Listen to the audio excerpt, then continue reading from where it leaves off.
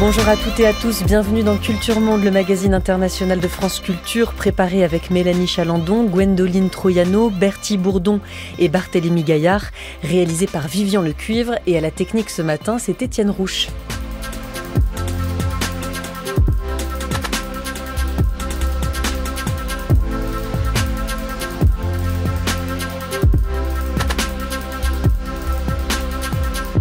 C'est le dernier épisode de notre série consacrée aux répercussions de l'attaque du Hamas sur Israël le 7 octobre dernier. Nous en avons parlé lundi à l'échelle de la politique et de la société israélienne, mardi à l'échelle des territoires palestiniens, hier du Moyen-Orient. Aujourd'hui, l'avenir de l'alliance entre les États-Unis et Israël. Joe Biden était hier à Jérusalem, reçu par Benjamin Netanyahou. Votre visite ici est la première visite d'un président américain en Israël en temps de guerre. Cela témoigne de la profondeur de votre engagement personnel en faveur de l'avenir du peuple juif et du seul et unique État juif. Merci beaucoup, Monsieur le Premier ministre. Je tenais à venir personnellement pour marquer notre soutien. Le groupe terroriste Hamas a massacré plus de 1300 personnes. Et ce n'est pas une façon de parler, c'est un massacre qui a coûté la vie à 31 citoyens américains. Ils ont pris des dizaines de personnes en otage, y compris des enfants. Ça dépasse l'entendement. Nous veillerons à ce que vous ayez tout ce dont vous avez besoin pour vous défendre. Soyez-en sûrs. Et nous devons également garder à l'esprit que le Hamas ne représente pas l'ensemble du peuple palestinien et qu'il ne lui a causé que des souffrances. Il paraît que les services secrets chargés de sa protection en ont eu des sueurs froides. Joe Biden, président de 80 ans dans une zone de guerre, comme il l'avait fait en Ukraine, convaincu qu'il faut être près du feu pour pouvoir ne serait-ce que l'imaginer. Imaginer ces 1400 Israéliens tués par le Hamas, massacrés parfois de sang-froid porte après porte, et plus de 2500 Palestiniens tués à leur tour depuis le 7 octobre. La violence renchérit sur la violence. Quant à l'attaque sur l'hôpital de Gaza, avant-hier, peut-être saura-t-on un jour la vérité. Auprès de Benjamin Netanyahou, le président américain a mis Israël hors de cause pour ce dernier massacre sur la base de ses services de renseignement à lui, renseignement américain. Il l'a assuré par ailleurs d'une aide sans précédent pour Israël et la mise en garde de ne pas répéter les erreurs américaines d'après le 11 septembre, sous-entendu une riposte aveugle et inconsidérée. En temps de guerre, c'est néanmoins un soutien total qui prime. Joe Biden a mis de côté pour l'instant les réserves qu'il semblait avoir vis-à-vis d'un gouvernement israélien comptant depuis un an des extrémistes religieux et ouvertement racistes en son sein, écarté aussi pour l'instant les divisions sur cette question au sein du Parti démocrate. Bonjour Martin Quincé. Bonjour. Merci beaucoup d'être avec nous. Vous êtes directeur du bureau parisien du German Marshall Fund. Vous êtes pour l'instant notre invité pour ce dernier épisode consacré à l'alliance, l'avenir de l'alliance entre les États-Unis et Israël. Brahim Mansour doit se joindre à vous dans un instant dans ce studio, chercheur associé à l'IRIS, directeur de l'Observatoire du Maghreb. Nous l'entendons dans un instant. Alors Martin Quincé, on a évité hier de commenter à chaud avec Ziad Majed et David Rigoulet-Rose le discours de Joe Biden qu'il a fait vers 11h heure de Paris depuis Jérusalem. On en sait davantage désormais. On a pu entendre les mots qu'il a employés, les mots qui ont été prononcés hier. Est-ce que vous avez entendu, Martin Quincé, une quelconque inflexion dans la position de Joe Biden depuis l'attaque du Hamas le 7 octobre? Est-ce qu'il y a eu une évolution dans les mots? Je pense que Joe Biden a clarifié certains points, mais fondamentalement, il reste sur la même position depuis les attaques du 7, avec deux objectifs pour l'administration Biden. D'abord, soutenir politiquement, diplomatiquement, militairement et économiquement Israël, soutenir le partenaire israélien après cette attaque pour pouvoir répondre au Hamas.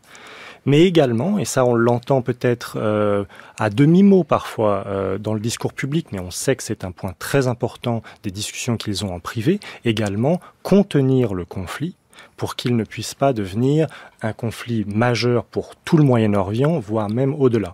Et donc, pour Joe Biden, il faut marcher sur cette ligne un peu d'équilibre entre un soutien vocal et clair aussi pour expliquer à la population américaine pourquoi aujourd'hui les États-Unis prennent cette position.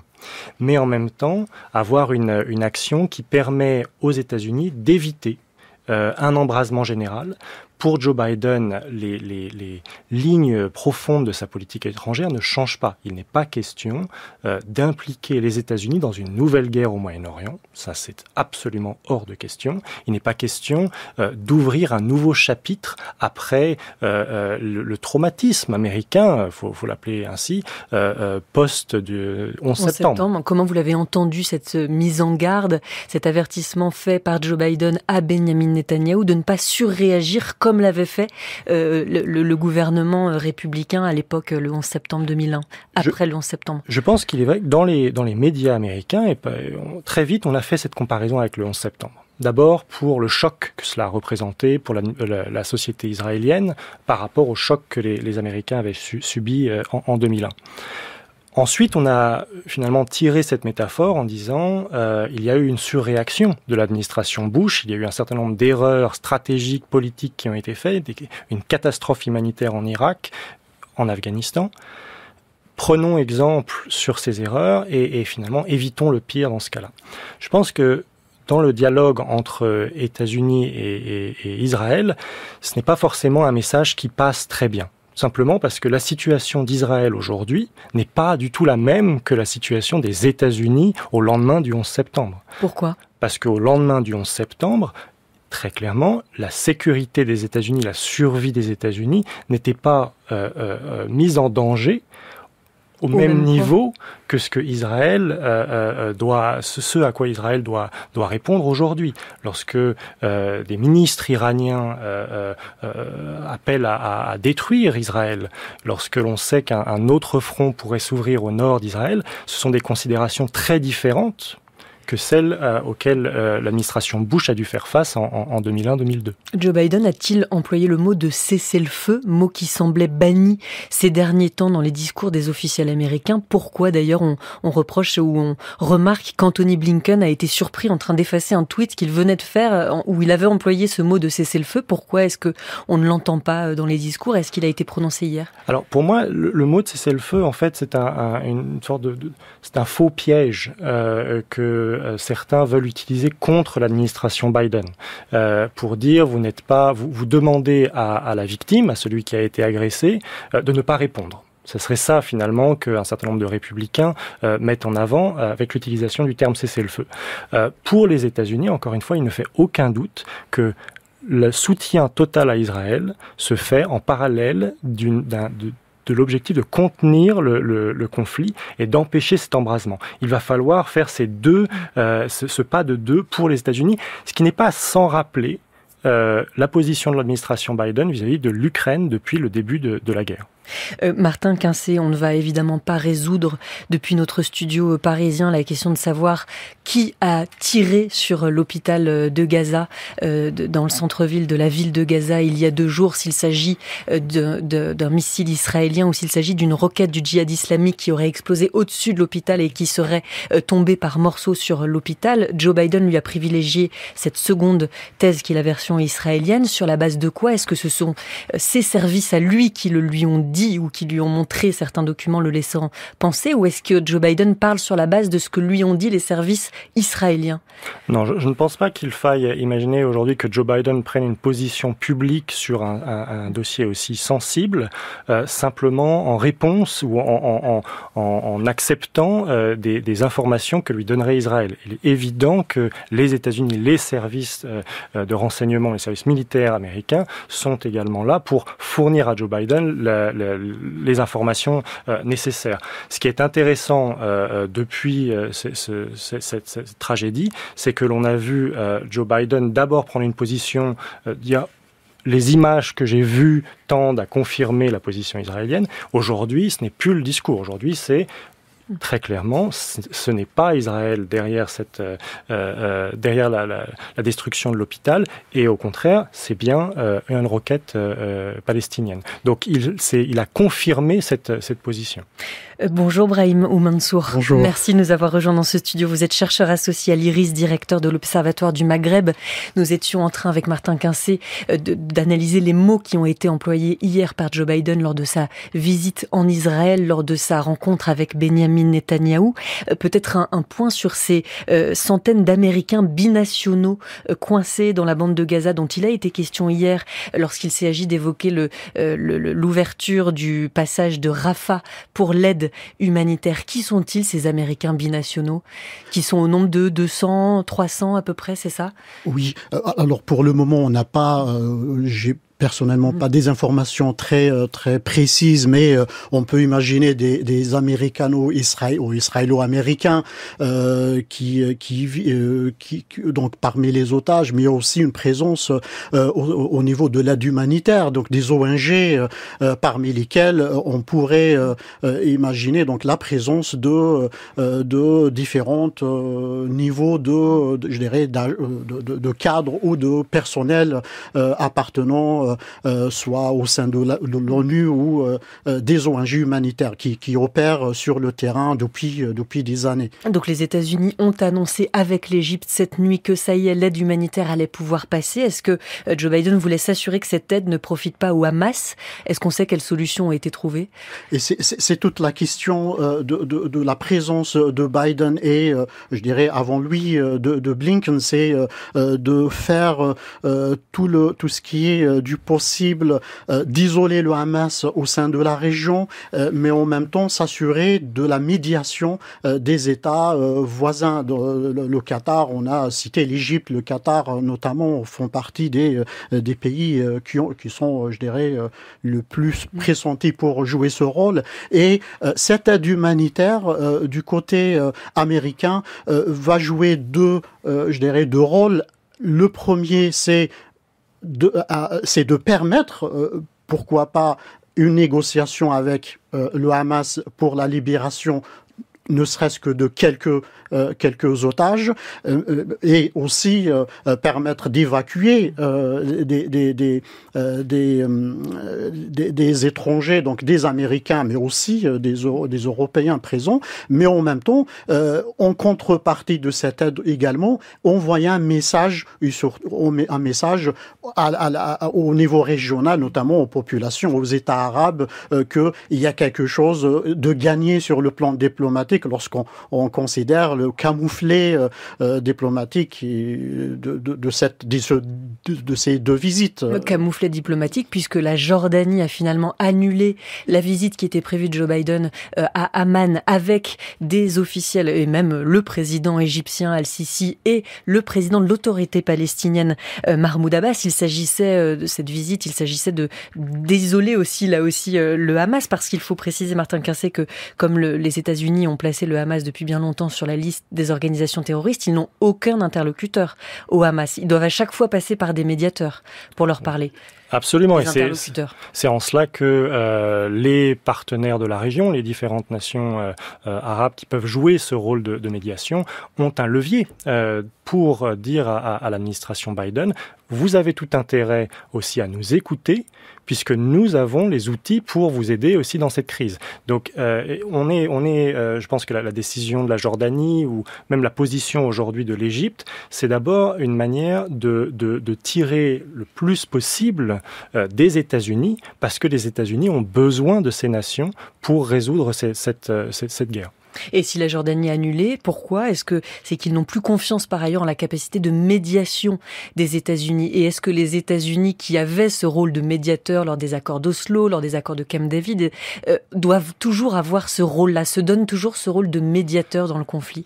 Martin Quincé. Je pense que les États-Unis, depuis à peu près 10 ans, ont perdu un certain nombre de leviers. Alors très concrètement, avec l'administration Obama, les États-Unis ont fait des décisions stratégiques de clore, disons, la période de la guerre contre le terrorisme, qui était celle de George Bush, et de se focaliser sur l'Indo-Pacifique et la compétition avec la Chine. Ça, c'est une tendance longue qui a été réaffirmée par Donald Trump et par Joe Biden. Le Moyen-Orient est une distraction stratégique pour la classe, politique et stratégique aux États-Unis. D'ailleurs, pas le sujet. Début septembre, un officiel américain disait le Moyen-Orient n'a jamais été aussi en paix et aussi calme que depuis 20 ans. Absolument, le conseiller à la sécurité nationale.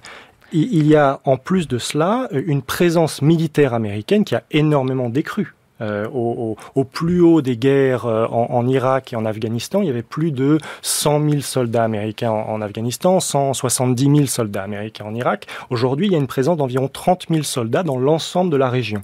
Alors évidemment, vous pesez beaucoup moins, vous êtes beaucoup moins crédible en tant que garant de la stabilité et de la sécurité de la région si vous divisez votre présence militaire par 5 ou plus comme ça a été fait. Et le dernier point, c'est que les difficultés politiques entre l'administration Obama, puis l'administration Trump, aujourd'hui Biden, avec et le gouvernement israélien et l'ensemble des gouvernements autour, que ce soit Al-Sisi en Égypte, en Jordanie ou autre, fait qu'il n'y a plus véritablement une crédibilité politique pour les États-Unis pour jouer ce rôle de médiateur et vous mentionniez, le gendarme de la région. Médiateur aussi auprès de l'autorité palestinienne.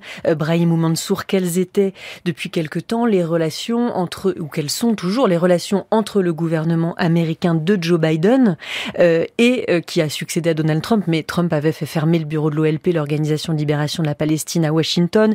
Il avait coupé les fonds américains à l'autorité palestinienne. Comment tout ça a repris peut-être depuis l'élection de Joe Biden? Quels sont les liens entre lui et Mahmoud Abbas? Oui, pour le moment, c'est vrai qu'il faut bien inscrire ce qui se passe en ce moment au moins dans les 10 dernières années. En effet, il y a une évolution très importante au Moyen-Orient, à la fois.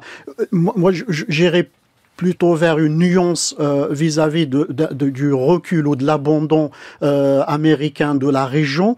Certes, il y a une fin de la guerre en Afghanistan, un retrait de l'Afghanistan et de l'Irak qui est bien sûr ressenti notamment par les pays concernés, les pays de la région, notamment Israël. Ça a suscité une inquiétude de fragiliser en quelque sorte les alliés dans la région, notamment vis-à-vis de la menace iranienne. Donc l'Iran considéré comme un ennemi. Et aujourd'hui, je crois il y a l'héritage Trump. L'héritage Trump est là parce que on a fait croire à tort ou à raison que on est en train de pacifier la région, qu'avec les accords d'Abraham signés par plusieurs États, donc notamment les Émirats arabes unis, le Bahreïn et le Maroc, donc allaient plutôt apporter la paix entre Israël et les pays arabes, donc dans la région, mais on a oublié en quelque sorte qu'on l'a fait. Ces accords ont été faits sans les Palestiniens. Et aujourd'hui, le Hamas par cette attaque qui apporte déjà un coup dur à Israël, remet en cause directement, je dirais, toute la perspective ou toute la crédibilité des accords d'Abraham qui ont été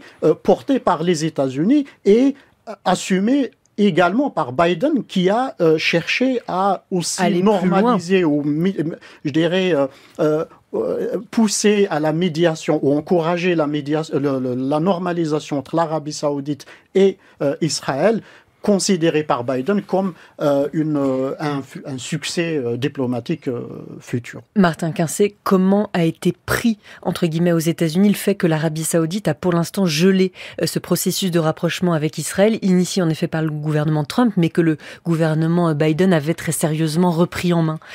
Alors, je pense que l'idée derrière le rapprochement avec l'Arabie saoudite, comme l'idée derrière les accords d'Abraham, ce sont encore une fois des considérations stratégiques de temps long. C'est la question de l'influence de l'Iran avec ses différents alliés, que ce soit la Syrie, le Hezbollah, dans la région du Moyen-Orient, au moment où les États-Unis sont moins présents. Un certain nombre de pays, dont l'Arabie saoudite, les Émirats arabes unis, évidemment Israël, sont très inquiets des conséquences à la fois de l'influence grandissante de l'Iran et du retrait américain. Ce qui s'est passé depuis le 7 octobre ne change pas cette réalité. Et ça, je pense que les Américains insistent beaucoup sur le fait qu'il faut, si c'est possible, et c'est un des objectifs de Joe Biden, sauver ce qui peut l'être des accords d'Abraham et même du processus de rapprochement avec l'Arabie saoudite, puisqu'il y aura un lendemain à cette guerre avec le Hamas. Et les capitales, à Riyad et à Dubaï, continueront de penser nous avons un intérêt stratégique à travailler avec Israël parce que ce qui est un danger pour nous aujourd'hui, c'est l'Iran. Alors comment expliquer que Mohamed Ben Salman, par exemple, quand il a reçu Anthony Blinken, qui était en visite à Riyad le 15 octobre, l'a fait attendre des heures et des heures pour cette réunion? C'est quoi? C'était juste une manière de dire... Je crois que malheureusement ça arrive à bien d'autres dirigeants et officiels européens également lorsqu'ils se rendent en Arabie Saoudite. Mais je note, et les Américains ont noté, que l'Arabie Saoudite a en effet suspendu. Elle n'a pas mis fin. Elle a gelé, Elle a gelé ce travail de rapprochement. Il est impossible aujourd'hui de dire ce qui va se passer après la guerre. Évidemment, peut-être que la situation sera telle qu'il n'y aura plus rien à construire. Mais clairement, pour les États-Unis, cette tendance de fond qui a porté les accords d'Abraham, puis aujourd'hui le travail de rapprochement avec l'Arabie Saoudite, reste là. Brahim Mansour, vous nous expliquiez alors vous relativisiez quand même le désintérêt aujourd'hui des États-Unis pour le Moyen-Orient, même s'ils s'en sont beaucoup désengagés. Néanmoins, on peut observer qu'aujourd'hui, alors il me semble que le poste d'ambassadeur américain à Jérusalem, puisque c'était sous Donald Trump qu'avait été transférée l'ambassade américaine de Tel Aviv à Jérusalem, ce qui avait créé d'énormes débats. Ce poste d'ambassadeur aujourd'hui n'est pas pourvu depuis plusieurs mois. C'est le cas aussi en Égypte, au Liban, au Koweït. Donc quels sont les relais des États-Unis sur le terrain? Comment expliquer qu'ils aient abandonné ces postes-là, qu'ils ne les aient pas pourvus? Oui, sur le plan diplomatique, oui, il y a une forme de, je dirais pas désintérêt, d'une volonté d'axer les efforts vers l'Asie-Pacifique, bien sûr, pour contrer l'influence chinoise, sans pour autant perdre de vue les développements au Proche-Orient. Et on le voit aujourd'hui, l'affirmation à plusieurs reprises américaine du soutien vis-à-vis d'Israël, vis-à-vis d'Israël, et aujourd'hui qui dépasse même le soutien diplomatique, mais je dirais même militaire, avec le déploiement des porte-avions, mais aussi on peut imaginer des forces spéciales, etc., pour conseiller ou intervenir si nécessaire. Bien sûr, il y a deux objectifs principaux, comme je disais: isoler le Hamas diplomatiquement par rapport aux pays, notamment pays arabes, qui sont en même temps dans une situation très délicate parce que ils ont des comptes à rendre également, même si on l'oublie souvent, à leur population. L'opinion publique arabe est très favorable à la cause palestinienne. Grande manifestation, par exemple, au Maroc ces derniers temps, qui a signé des accords d'Abraham. Grandiose au Maroc, le pays qui a normalisé. Aujourd'hui même, il y aura une manifestation en Algérie. Il y a eu donc ailleurs dans d'autres pays, ce qui fragilise en quelque sorte, sans remettre en cause bien évidemment les accords d'Abraham, mais ça alerte en quelque sorte sur la difficulté qu'on observe chez les dirigeants arabes aujourd'hui et qui les oblige à réagir. On a vu, il y a des condamnations, donc la frappe sur l'hôpital, quelle que soit l'origine, mais pour les dirigeants des pays arabes, il y a une nécessité en quelque sorte à la fois de réagir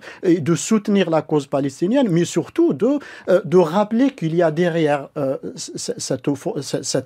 cette attaque ou l'offensive même israélienne aujourd'hui, il y a un conflit plus large qui n'a pas été réglé à ce jour. Vous savez, j'ai parlé avec le Premier ministre Netanyahou plusieurs fois, mais aussi ce matin, et déjà nous apportons une aide militaire supplémentaire aux forces de défense israéliennes, notamment en munitions et en intercepteurs. Nous réapprovisionnons le dôme de fer. Nous avons déplacé une flotte de porte-avions américains vers la Méditerranée orientale et nous envoyons davantage d'avions de combat là-bas, dans cette région. Et nous avons fait comprendre aux Iraniens qu'ils doivent faire attention.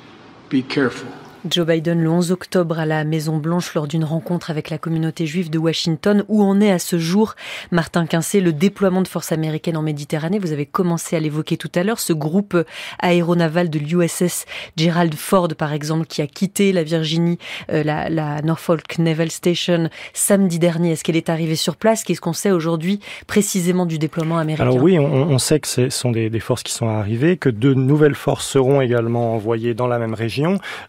je pense que très clairement pour Joe Biden, pour les États-Unis, ce ne sont pas forcément des forces qui ont vocation à aider Israël dans la guerre contre le Hamas. Ce sont des forces qui ont vocation à dissuader l'Iran et le Hezbollah d'entrer dans le conflit. C'est ça l'objectif et c'est ça où on entre vraiment dans la deuxième partie de la stratégie américaine, empêcher cet embrasement. Pour les États-Unis, il y a une ligne rouge et Joe Biden l'a dit très clairement, il n'y aura pas d'envoi de troupes au sol pour aider Israël, même si un nouveau front devait s'ouvrir au nord avec le Hezbollah. Donc on est évidemment dans une situation où il y a un soutien total, politique et affirmé. Mais on reste dans un contexte politique aux États-Unis où il n'est pas question de rouvrir une nouvelle opération au Moyen-Orient. L'armée de l'air est présente aussi dans la région. L'US Air Force a déployé des escadrons de F-15, F-16 et A-10. Donc les États-Unis scrutent les moindres faits et gestes de l'Iran et du Hezbollah au Liban. Comment Joe Biden peut-il dissuader l'Iran d'intervenir? Brahim Mansour, quelles cartes ont les États-Unis pour ce faire? Oui, premièrement, comme ça a été dit, c'est la présence militaire dans les environs. Donc renforcer la présence militaire américaine sans devoir entrer bien sûr en guerre. D'ailleurs, il le rappelle hier dans son discours, c'était vraiment un message à Netanyahou de ne pas tomber dans le piège du Hamas et de lancer une offensive terrestre qui risque de durer. Ne pas reproduire les erreurs du 11 septembre aussi. Et de ne pas reproduire les erreurs américaines. Donc on part sur un conseil amical entre guillemets au-delà de l'alliance sécuritaire. Et bien évidemment le spectre que les Américains veulent à tout prix éviter, c'est l'entrée dans le conflit peut-être pas de l'Iran directement. Les Iraniens sont très prudents et on l'a fait savoir à travers les différents discours, mais via les différents groupes alliés. On a vu le proxy comme le Hezbollah notamment. Il y a, même si pour le moment le Hezbollah à travers les différents échanges de tirs fait savoir à Israël qu'il est là, qu'il soutient la cause palestinienne, qu'ils sont présents et qu'ils seront prêts à intervenir si Israël menait une guerre totale, mais sans pour autant lancer une offensive directe ou intervenir directement, je dirais, lancer une guerre, aux côtés du Hamas. Il peut... Oui, un petit mot, parce que c'est vrai qu'on a largement évoqué hier les lignes rouges des acteurs régionaux. Voilà. Oui, donc pour les États-Unis aujourd'hui, comme je disais, la situation est très délicate. Il faut rassurer les Israéliens sur place, il faut rassurer les Israéliens ou des Juifs américains aux États-Unis. Il faut le rappeler également, il y a des élections qui arrivent aux États-Unis en 2024, sur lesquelles Biden, la situation actuelle pourrait peser énormément. Il y a le vote dans 2 mois, le vote du budget annuel, donc avec le Congrès américain dominé par les républicains très pro-israélien et qui risque donc d'utiliser toute fragilité montrée par Biden aujourd'hui, à la fois lors du vote du budget annuel et aussi lors de la campagne électorale. C'est vrai qu'il y a aujourd'hui des dissensions qui commencent à se faire entendre. Alors, en effet, entre démocrates et républicains, et notamment ce sera un vrai sujet lorsqu'il s'agira de voter le budget avec ce risque de shutdown, l'arrêt des activités gouvernementales suite à un désaccord sur le budget. Là, Joe Biden propose de faire une sorte de budget commun pour Israël, l'Ukraine et Taïwan. Et non, vous n'êtes pas d'accord, Martin Quincé? Vous pensez que ça passera pas? Je vois mal comment ça peut passer. Pourquoi? Tout simplement parce que c'est très clairement un sujet que les républicains veulent séparer justement de la question ukrainienne. Pourquoi? Parce qu'on a aujourd'hui un parti républicain qui est plus influencé par sa partie d'extrême droite, sa partie très pro-Trump, qui est complètement opposée à l'aide à l'Ukraine. Les isolationnistes, c'est ça, les Make America Great Again? Voilà, il y a différentes tendances dans ces groupes, mais ce qui les réunit aujourd'hui, c'est une attaque contre la politique de Joe Biden vis-à-vis de l'Ukraine. Et ça a fait tomber d'ailleurs le speaker de la Chambre. Ce n'est pas aujourd'hui envisageable, à mon avis, de trouver un consensus bipartisan entre démocrates et républicains qui permettrait de lier les différentes aides militaires à Israël, à l'Ukraine et à Taïwan. Les républicains vont utiliser cette situation pour gagner des points en politique intérieure. Et d'ailleurs, on a eu une interview assez remarquable, assez délirante de la présidente du Comité national républicain qui dit très clairement « Cette guerre est une opportunité pour nous ». Une opportunité politique pour nous gagner des points face à Joe Donc Biden. sur le dos des morts dans chaque camp. Alors même dans le camp démocrate, il y a aujourd'hui des fissures qui se présentent, et notamment sur la question iranienne, la question de ces 6 milliards de dollars qui avaient été débloqués pour l'Iran par les États-Unis le mois dernier en échange de la libération de 5 prisonniers américains. Ce sont des revenus du pétrole initialement vendus par l'Iran à la Corée du Sud, gelés d'abord par le gouvernement Trump. Joe Biden les avait dégelés, je ne sais pas comment on dit, débloqués. Aujourd'hui, où en sont ces débats? Qui sont les démocrates qui s'opposent qui demandent à Joe Biden de les rebloquer? Est-ce que ce serait possible déjà techniquement? Alors, il y a en effet des discussions avec le Qatar sur ce point. Au niveau des démocrates, cette guerre constitue un moment très délicat pour Joe Biden. On l'avait déjà vu il y a 2 ans, lorsque la frange progressiste des démocrates avait fait pression pour Joe Biden pour appeler à justement une forme de prudence et en tout cas être davantage dans une forme d'équilibrisme entre Israël et le Hamas à l'époque. Le Hamas ou les territoires palestiniens? Et les territoires. Et aujourd'hui, on a de plus en plus des figures influentes du Parti démocrate, notamment à la Chambre, qui prennent des positions qui sont critiques de la politique de Joe Biden. On parlait tout à l'heure de l'attaque sur l'hôpital à Gaza. La membre du Congrès, Rachida Tlaib, a clairement repris l'idée que ce serait Israël qui a frappé cet hôpital. Elle l'a dit publiquement et personne n'a pu vérifier l'information. Sans avoir, évidemment, et donc en reprenant le discours du Hamas sur ce point-là. À l'inverse, Joe Biden, aujourd'hui, est sur une position tout à fait différente. Et c'est ça qui est intéressant, c'est que depuis le début de la guerre en Ukraine, il y a parfois des divisions entre démocrates sur ce qu'il faut faire. Mais le parti est resté extrêmement discipliné. Même ceux qui étaient, disons, un petit peu hésitants par rapport à la politique de Biden de soutien à l'Ukraine, restaient silencieux. Je pense que sur ce domaine, ce dossier-là, sur la guerre entre Israël et le Hamas, le parti risque de se diviser beaucoup plus publiquement. Avec un clivage qui est presque générationnel, les jeunes démocrates aujourd'hui, comme Alexandria Ocasio-Cortez, qui se montrent distants par rapport à ce que dit Joe Biden, même si elle reste plus prudente.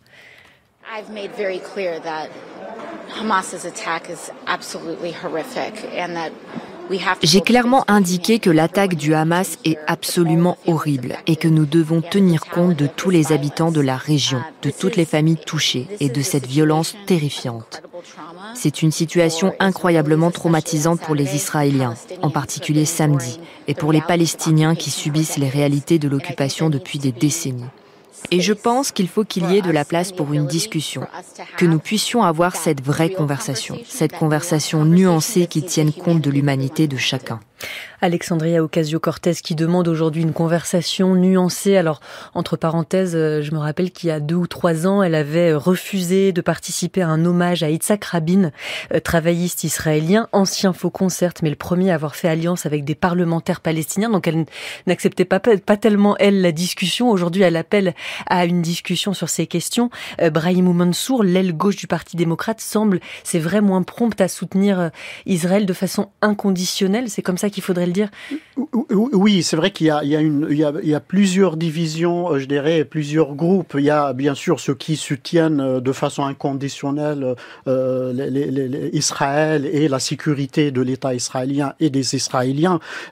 Après, il y a, je dirais, le deuxième groupe qui plus, je dirais, nuancé sur le fait que aux États-Unis notamment, sans pour autant remettre en cause le soutien américain vis-à-vis d'Israël, sont plutôt pour une voie, je dirais, une voie alternative qui irait vers jouer un rôle de médiateur pour une paix durable, c'est-à-dire y compris soutenir la solution à 2 États. Et c'est évoqué. On a vu les manifestations récemment organisées, notamment le Jewish Voice for Peace par exemple, et qui appelle. Comment on peut les qualifier, elles progressistes progressiste ou de gauche, voilà, comment est-ce qu'on peut dire? Oui, voilà, c'est de gauche progressiste ou de centre-gauche.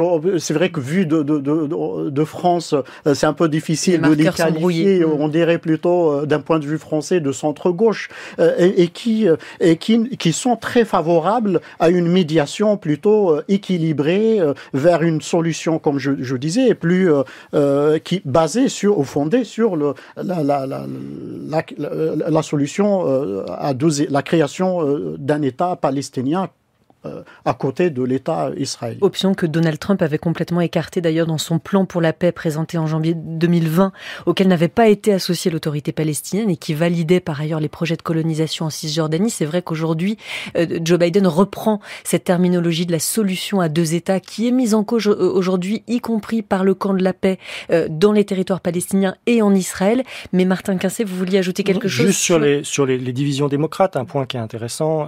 Vous mentionniez une évolution générationnelle. Un sondage du Gallup en avril de cette année qui montrait que pour la première fois, les démocrates se sentaient plus proches de la population palestinienne que de la population israélienne. C'était un tournant véritable quand on pose la question aux électeurs démocrates s'ils avaient plus de sympathie pour la population palestinienne ou la population israélienne. En avril 2023, c'était la bascule. À l'inverse, quand on pose la même question aux républicains, plus de 80% des personnes interrogées républicaines considèrent qu'elles se sentent plus proches des Israéliens. Donc on a véritablement un point qui est de division entre républicains et démocrates, mais au sein du Parti démocrate, il y a une évolution très forte. La nouvelle génération va considérer que Joe Biden pense ce conflit, pense la question du Proche-Orient en des termes qui ne sont plus les leurs. Et c'est en ça qu'on va voir davantage de prises de parole publiques qui seront critiques vis-à-vis de la position de Joe Biden. Cette organisation Jewish Voices for Peace dont vous parliez, Brahim Mansour a reproché par exemple à Joe Biden de ne mettre en avant que les vies israéliennes et d'ajouter « il se moque des Palestiniens américains ». Que représentent-ils les Palestiniens américains ? Oui, politiquement, il ne pèse pas, même s'il on a eu récemment donc l'élection de représentants d'origine palestinienne, mais sur le plan politique, il ne pèse pas face, y compris l'organisation, le Jewish Voice for Peace, ne pèse pas, par exemple, par rapport à l'EPAC, qui a un poids beaucoup plus important au sein du L'American Israel Public Affairs Committee, c'est un groupe d'influence pour l'amitié américano-israélienne, et il a toujours un pouvoir d'influence aujourd'hui. Un pouvoir d'influence, et rappelons par exemple le discours de Netanyahou en 2015 au sein du Congrès, et qui était perçu comme une défiance même à Obama à l'époque, et qui en plein signature, si j'ose dire, de l'accord sur le nucléaire iranien. Et là, c'est le Congrès, bien sûr, notamment lorsqu'il est dominé par les républicains, mais pas seulement parce que, comme ça a été rappelé, le Parti démocrate est divisé contrairement au Parti républicain, et plus divisé en tout cas sur la question au Proche-Orient, israélo-palestinienne. Et là, cette voix, on a vu le rassemblement hier soir au sein même du Congrès appelé par cette organisation Jewish Voice for Peace, donc qui a appelé. Donc ce sont bien sûr, comme je disais, moins d'influence, mais ça représente quand même ça reflète quand même cette division au sein de l'opinion publique américaine qui ne voudrait pas non plus qu'il y ait un embrasement qui pourrait en même temps être divisé, peut-être pas sur l'attaque du Hamas, la condamnation de l'attaque du Hamas, mais plutôt sur la responsabilité globale à la fois d'Israël et des États-Unis de ne pas avoir cherché loin à trouver une solution durable. Une fracture des oppositions qui se sont fait entendre ces derniers jours dans les manifestations aux États-Unis. Je n'ai pas les mots. J'ai grandi en Israël. Nous savons ce qu'est la terreur, mais ce niveau de cruauté, c'est du jamais vu. Soutenir Israël, combattre le terrorisme, ces barbares brutaux du Hamas, nous devons les affronter par tous les moyens. Je suis ici pour dire que nous, Palestiniens et nos alliés de la diaspora, sommes solidaires de la Palestine et nous soutenons le droit des Palestiniens à résister à l'occupation. J'ai passé 3 mois en Palestine en tant qu'observatrice des droits de l'homme et j'ai vu ce qui s'est passé.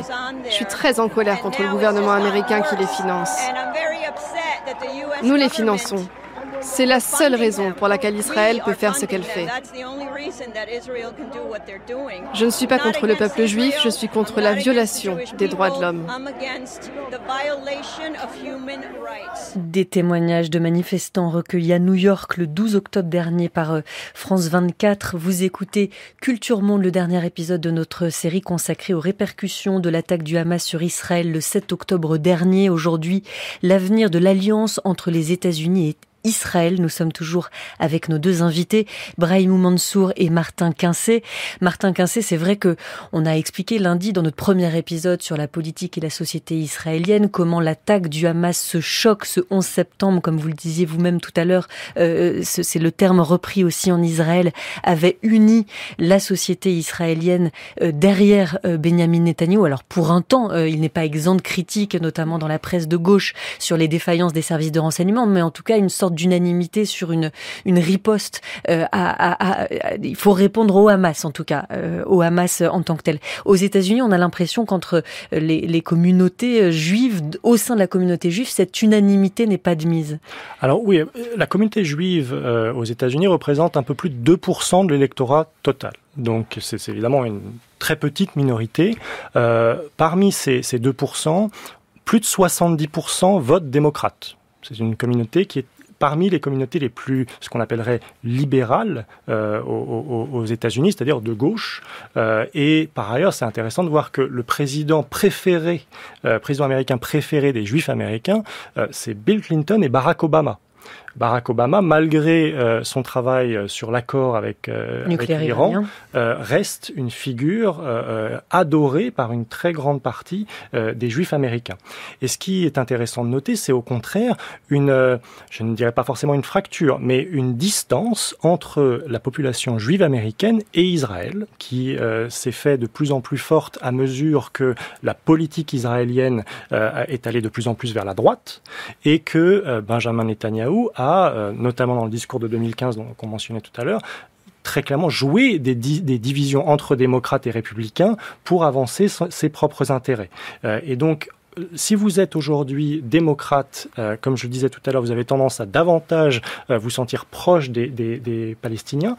Si vous êtes même pas dans la communauté juive américaine, il y a cette tension entre des valeurs et un positionnement politique national très à gauche souvent, et évidemment des inquiétudes sur la montée de l'antisémitisme aux États-Unis et sur les conséquences que cette guerre pourrait avoir pour les communautés juives aux États-Unis. Vous mentionniez ce discours de Benjamin Netanyahou en 2015 aux États-Unis qui essayait de jouer sur les divisions entre démocrates et républicains. C'est peu de dire, Brahimou Mansour, qu'avant l'attaque du 7 octobre et cette prise de position très ferme de Joe Biden, le gouvernement israélien en général n'était pas tellement pro-Biden. C'est pas lui qu'ils avaient soutenu pendant la dernière campagne présidentielle.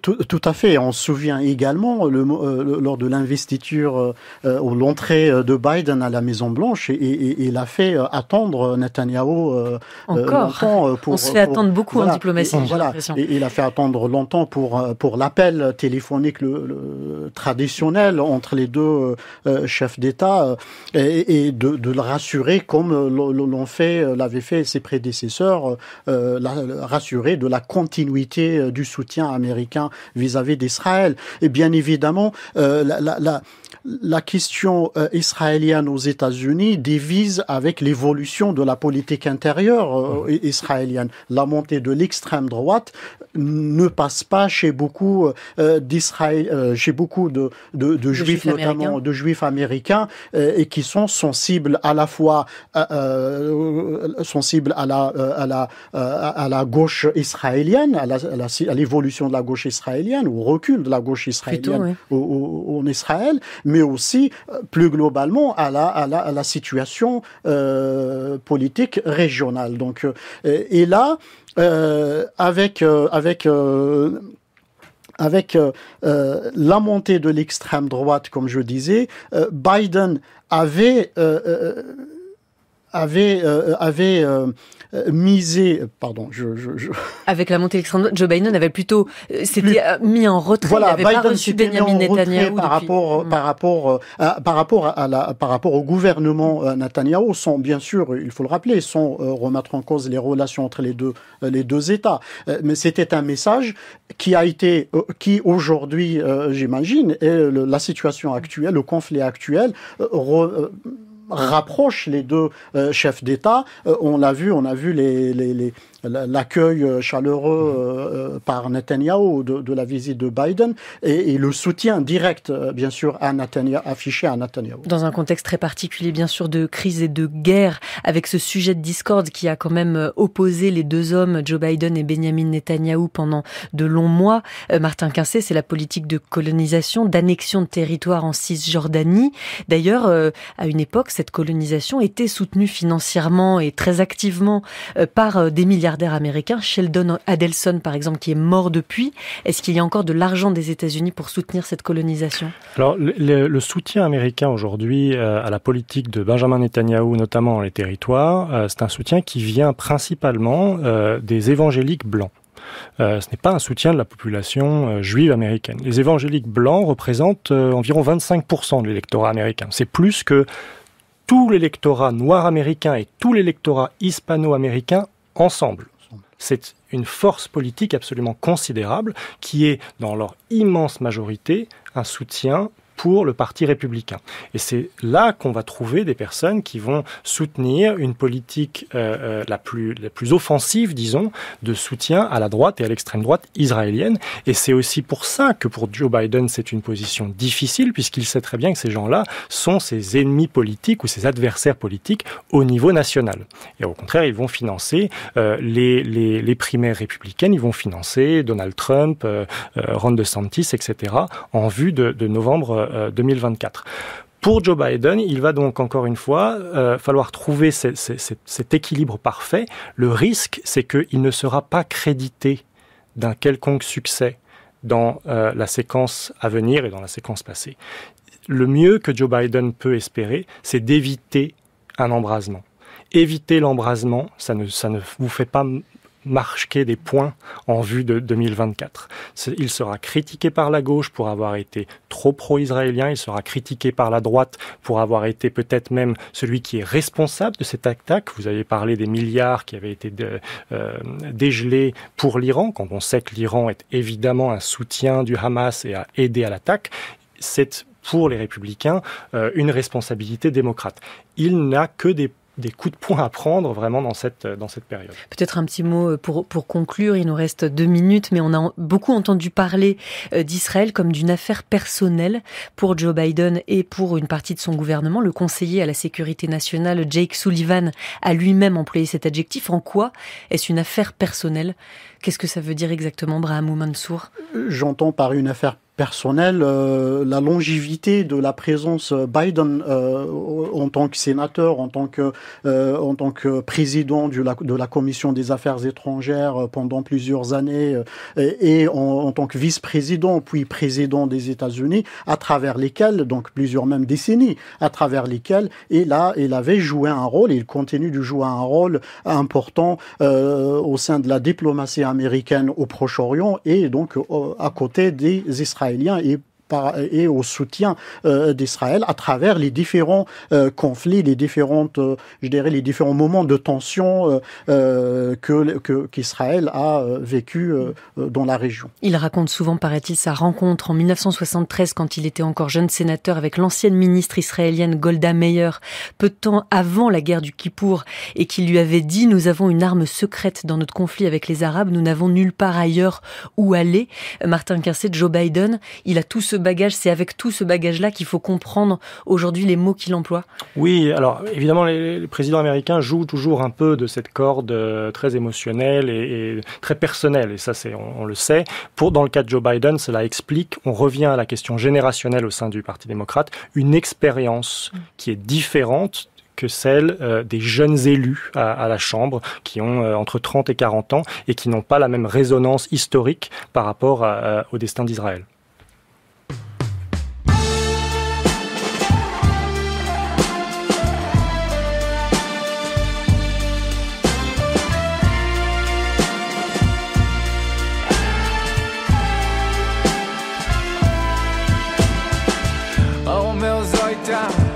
פנטזיה נהדרת, זה מה שהוא עובר עליי, עולם נראה אחרת, הכל קורה מהר אולי, מתקן אחד יותר מדי, אני לא יודע בכל לבן, אני רוצה לרדת, יותר מדי מה להפסיק, יותר מדי מלהחזר, המון המון אי ודאות, עם זאתי שאני אוהב, אני לא יודע איך בוכים, או מה בכלל הולך בפנים, יותר מדי דברים צפים, בדיוק בזמן הלא מתאים, אז נבהלתי וקיבלתי שכר חורף, לא הבנתי מה איתי, מה כואב, ולמה אני במקום והכל מסתובב.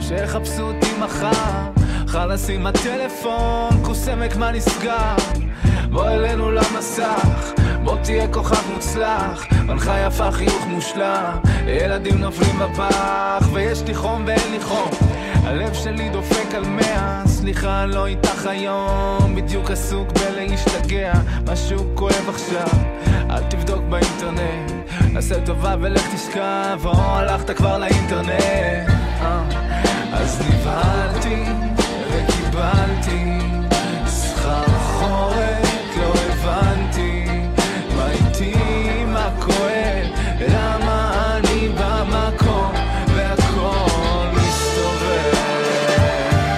Tuna, un chanteur israélien qu'on avait envie de vous faire entendre parce qu'il n'y a absolument pas question de la guerre, ce n'est pas une chanson politique, il y est question d'amour ou de chagrin d'amour, Vertige, une chanson qui date de 2017. Merci beaucoup à nos deux invités d'avoir été là pour parler de cette alliance entre les États-Unis et Israël, dernier épisode de notre série consacrée à l'onde de choc provoquée par l'attaque du Hamas le 7 octobre. Merci beaucoup Martin Quincé, directeur du bureau parisien du German Marshall Fund, et merci Brahimou Mansour, chercheur associé à l'IRIS, directeur de l'Observatoire du Maghreb. On continue à évoquer bien sûr cette actualité avec la revue de presse internationale de Catherine Dutu. France Culture, la revue de presse internationale. Catherine Dutu. Alors que de l'aide humanitaire devrait bientôt entrer dans la bande de Gaza via l'Égypte et le poste frontière de Rafah, la colère ne retombe pas, Catherine, dans le monde musulman. Après l'explosion meurtrière mardi soir à l'hôpital de la ville de Gaza, qui a fait près de 500 morts selon le Hamas, moins de victimes, peut-être 200 selon des experts interrogés notamment par la BBC et le Wall Street Journal. La presse internationale cherche à savoir qui est responsable de ce drame pour les civils palestiniens. À Tel Aviv hier, Joe Biden a soutenu la version israélienne d'une frappe du djihad islamique de Gaza. Les pays arabes n'y croient pas. La presse des pays concernés continue d'accuser Israël. Mais on ne peut pas trancher la question sans mener une enquête sur le site, estime un général interrogé par le quotidien libanais L'Orient le Jour. BBC Verify veut aussi démêler ce qui est connu et ce qui ne l'est pas, tout comme le Guardian à Londres qui met en ligne plusieurs vidéos, photos et autres documents partagés en open source dans le monde, l'emplacement exact de l'impact au sol là où l'explosion s'est produite montre un cratère dans l'enceinte de l'hôpital, sur le parking précisément, entouré de rouge dans plusieurs articles du Guardian et de la BBC, photo à l'appui donc, un cratère que les experts qualifient d'assez peu profond, souligne le quotidien britannique, et cela ne correspond pas à une frappe aérienne, il s'agit plutôt d'une arme qui est tombée en panne et qui a libéré sa charge utile sur une vaste zone, selon un ancien responsable du Pentagone. En attendant d'établir des certitudes, des dizaines de milliers de manifestants ont revêtu hier un kéfier, le foulard palestinien à carreaux noirs et blancs. À Tunis, Mascate, la capitale d'Oman, habituellement endormie, souligne le New York Times.